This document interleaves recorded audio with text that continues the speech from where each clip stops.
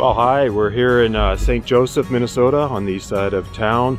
We're getting ready to ride a little bit of the Lake Wobegon Trail, parking here at the Coburn's parking lot. And we're going to head out. We've heard it's a nice little trail from here. We've never done this trail, so come along and join us. Since we started on the east side of St. Joseph, we had to work our way through town along the highway until we got through the town and out into the countryside. For the first 5 miles of our ride, my action cam was kind of out of sync with what I was doing. I was recording when it was in my pocket, not out. So now we got it out and we're about 5-6 miles into our ride here along some beautiful trees.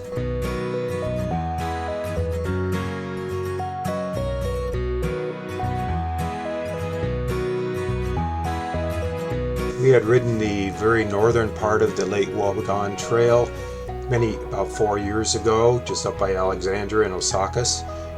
Up there it's pretty plain. It goes through the pasture lands, not through the trees, right next to the freeway, so it wasn't all that exciting.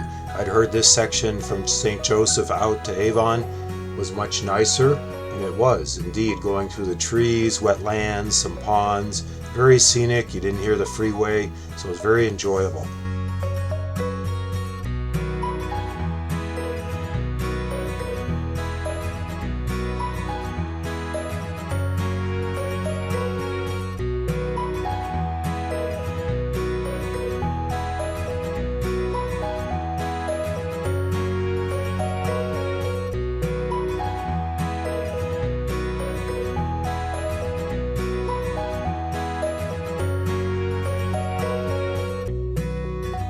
As we approached the town of Avon, there was this nice field of wheat or alfalfa. I think it's alfalfa for hay. Coming into Avon, we were about 9 miles into our ride, so we decided this would be a good turnaround point since the temperature was starting to hit over 90 degrees and getting pretty warm. Coming in here to the Lake Wobegon Trailhead in Avon, a very nice little stop, had a shaded place of picnic tables and had nice cold water and restrooms. Evie's Gardens, which is open to the public, is kind of an interesting cooperation. It's state land, the city provides the water for the flowers, and then Evie Fisher, who lives across the street, is the one that does all the planting and taking care and maintaining the site. A beautiful garden.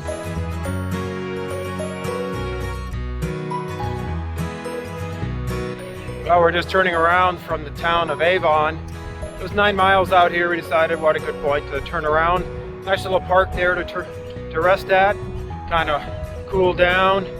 Had some cold water at the fountain, so very nice. So we're heading back. This part of the trail actually touches pretty much the freeway, but you can't see it, obviously. So we're gonna head back. It's been a real pretty ride. Hopefully I'll get some more photos of things on the way back.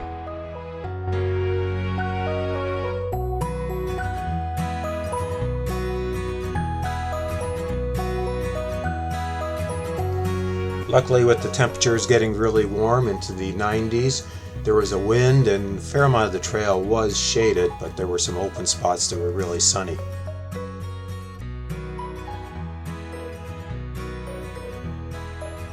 Luckily, I had seen these deer coming across the field to the left, so I was able to get my action camera rolling to get a little bit of shot of them coming across the trail.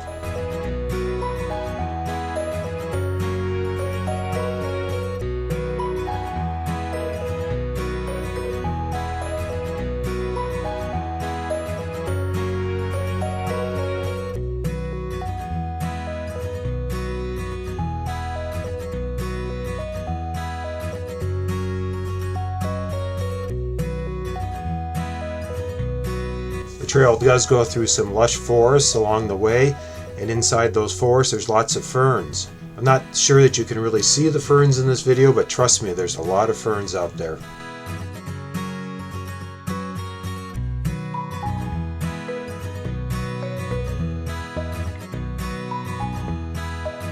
This is one of the wide open areas that's just beautiful, with some farmland and marshes and wetlands. I wish I'd been able to have the action cam rolling when we came through the first time with the sun at our back, but this turned out pretty nicely, I think.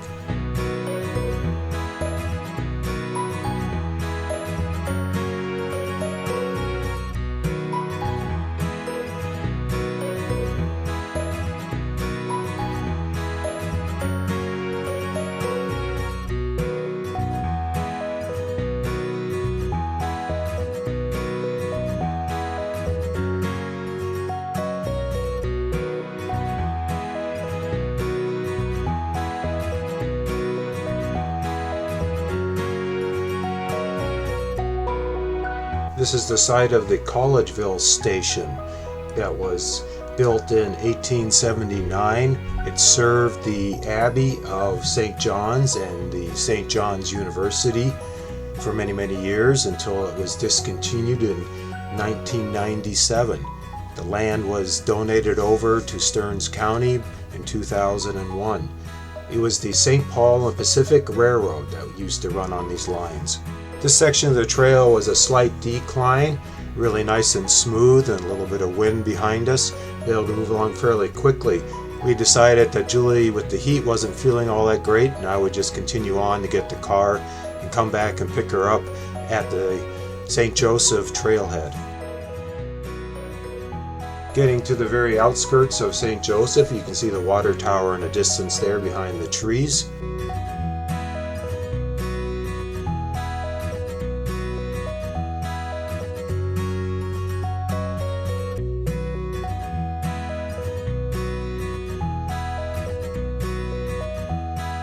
Going past the trailhead in St. Joseph, nice trailhead facility again with bathrooms and cold water, shade, even some bikes you can rent. I had to continue on for another mile to get our car at the Coburn's parking lot where we had started our ride.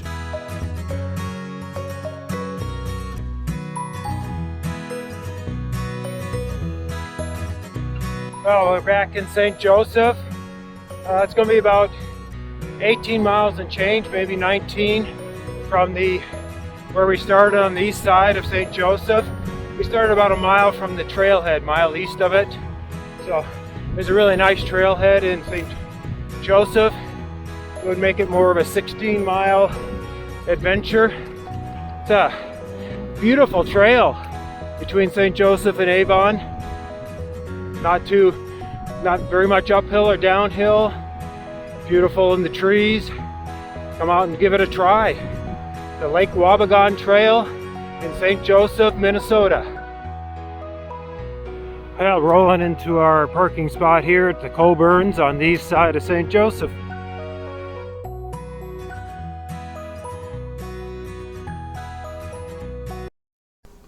A nice 18.9 mile ride from where we started out to Avon and back. It's a beautiful part of the trail, and it looks like you could go a few more miles past Avon before it started paralleling the freeway.